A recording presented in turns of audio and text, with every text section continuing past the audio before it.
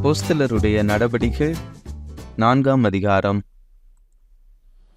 அவர்கள் ஜனங்களுடனே பேசிக் கொண்டிருக்கையில் ஆசாரியர்களும் தேவாலயத்து சேனை தலைவனும் சதுசேயரும் அவர்களிடத்தில் வந்து, அவர்கள் ஜனங்களுக்கு உபதேசிக்கிறதினாலும் இயேசுவை முன்னிட்டு மரித்தோரிலிருந்து உயிர்த்தெழுதலை பிரசங்கிக்கிறதினாலும் சினங்கொண்டு அவர்களை பிடித்து சாயங்காலமாயிருந்தபடியினால் மறுநாள் வரைக்கும் காவலில் வைத்தார்கள்.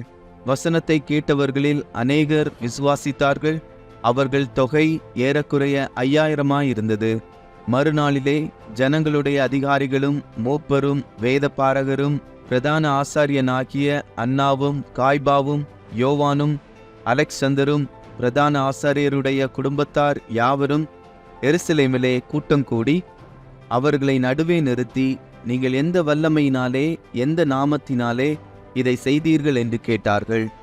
அப்பொழுது பேதுரு பரிசுத்த ஆவியினாலே நிறைந்து அவர்களை நோக்கி, ஜனத்தின் அதிகாரிகளே, இஸ்ரவேலின் மூப்பர்களே, பிணியாளியாயிருந்த இந்த மனுஷனுக்கு செய்யப்பட்ட உபகாரத்தை குறித்து எதினாலே இவன் ஆரோக்கியமானான் என்று நீங்கள் இன்று எங்களிடத்தில் விசாரித்து கேட்டால், உங்களால் சிலுவையில் அறையப்பட்டவரும் தேவனால் மரித்தோரிலிருந்து எழுப்பப்பட்டவருமாயிருக்கிற நசரேயனாகிய இயேசு கிறிஸ்துவின் நாமத்தினாலேயே இவன் உங்களுக்கு முன்பாக சொஸ்தமாய் நிற்கிறான் என்று உங்கள் எல்லாருக்கும் இஸ்ரவேல் ஜனங்கள் எல்லாருக்கும் தெரிந்திருக்க கடவது. வீடு கட்டுகிறவர்களாகிய உங்களால் அற்பமாய் எண்ணப்பட்ட அவரே மூலைக்கு தலைக்கல்லானார். அவராலே அன்றி வேறொருவராலும் இரட்சிப்பு இல்லை. நாம் இரட்சிக்கப்படும்படிக்கு வானத்தின் கீழெங்கும் மனுஷர்களுக்குள்ளே அவருடைய நாமமே அல்லாமல் வேறொரு நாமம் கட்டளையிடப்படவும் இல்லை என்றான். பேதுருவும் யோவானும் பேசுகிற தைரியத்தை அவர்கள் கண்டு, அவர்கள் படிப்பறியாதவர்கள் என்றும் பேதமை உள்ளவர்கள் என்றும் அறிந்தபடியினால் ஆச்சரியப்பட்டு, அவர்கள் இயேசுவுடனே கூட இருந்தவர்கள் என்றும் அறிந்து கொண்டார்கள். சொஸ்தமாக்கப்பட்ட மனுஷன் அவர்கள் அருகே நிற்கிறதை கண்டபடியால் எதிர்பேச அவர்களுக்கு இடமில்லாதிருந்தது. அப்பொழுது அவர்களை ஆலோசனை சங்கத்தை விட்டு வெளியே போகும்படி கட்டளையிட்டு தங்களுக்குள்ளே யோசனை பண்ணிக்கொண்டு, இந்த மனுஷரை நாம் என்ன செய்யலாம்? எருசலேமில் வாசம் பண்ணுகிற எல்லாருக்கும் தெரிந்திருக்கிறபடி வெளியரங்கமான அற்புதம் இவர்களால் செய்யப்பட்டதே, அதை நாம் இல்லை என்று சொல்லக்கூடாது.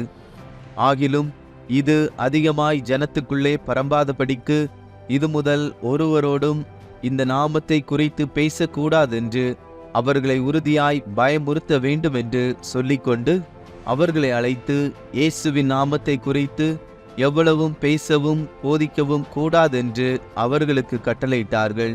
பேதுருவும் யோவானும் அவர்களுக்கு பிரதியுத்தரமாக, தேவனுக்கு செவி கொடுக்கிறதை பார்க்கிலும் உங்களுக்கு செவி கொடுக்கிறது தேவனுக்கு முன்பாக நியாயமாய் இருக்குமோ என்று நீங்களே நிதானித்து பாருங்கள். நாங்கள் கண்டவைகளையும் கேட்டவைகளையும் பேசாமல் இருக்கக்கூடாதே என்றார்கள். நடந்த சங்கதிகளை குறித்து எல்லாரும் தேவனை மகிமைப்படுத்தினபடியால் ஜனங்களுக்கு பயந்து அவர்களை தண்டிக்க வகையொன்றும் காணாமல் அவர்களை பயமுறுத்தி விட்டுவிட்டார்கள். அற்புதமாய் சொஸ்தமாக்கப்பட்ட மனுஷன் 40 வயதுக்கு மேற்பட்டவனாயிருந்தான். அவர்கள் விடுதலையாக்கப்பட்ட பின்பு தங்களை சேர்ந்தவர்களிடத்தில் வந்து பிரதான ஆசாரியர்களும் மூப்பர்களும் தங்களுக்கு சொன்ன யாவையும் அறிவித்தார்கள். அவர்கள் அதை கேட்டு ஒருமனப்பட்டு தேவனை நோக்கி சத்தமிட்டு, கர்த்தாவே, நீர் வானத்தையும் பூமியையும் சமுத்திரத்தையும் அவைகளிலுள்ள யாவற்றையும் உண்டாக்கின தேவனாயிருக்கிறீர்.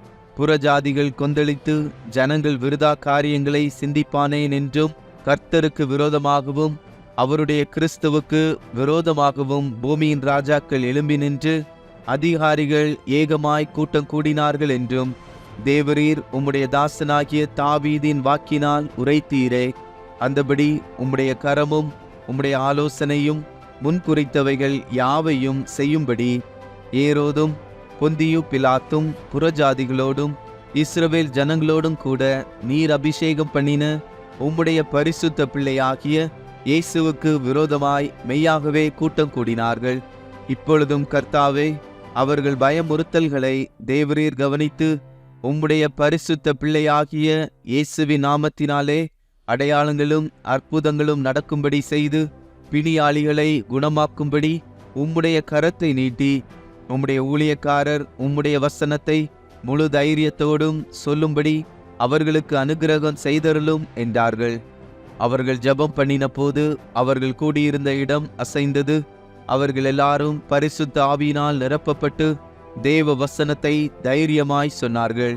விசுவாசிகளாகிய திரளான கூட்டத்தார் ஒரே இருதயமும் ஒரே மனமுள்ளவர்களுமாயிருந்தார்கள்.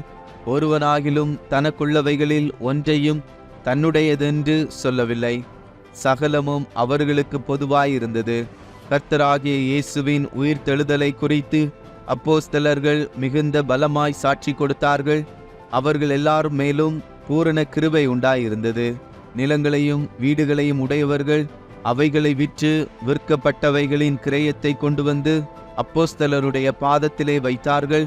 அவனவனுக்கு தேவையானதற்கு தக்கதாய் பகிர்ந்து கொடுக்கப்பட்டது. அவர்களில் ஒருவனுக்கும் ஒன்றும் குறைவாய் இருந்ததில்லை. சீப்புரு தீவானும் லேவியனும் அப்போஸ்தலராலே ஆறுதலின் மகனென்று அர்த்தங்கொள்ளும் பர்னபா என்னும் மறுபேர் பெற்றவனுமாகிய யோசே என்பவன் தனக்கு உண்டாயிருந்த நிலத்தை விற்று அதன் கிரயத்தை கொண்டு வந்து அப்போஸ்தலருடைய பாதத்திலே வைத்தான்.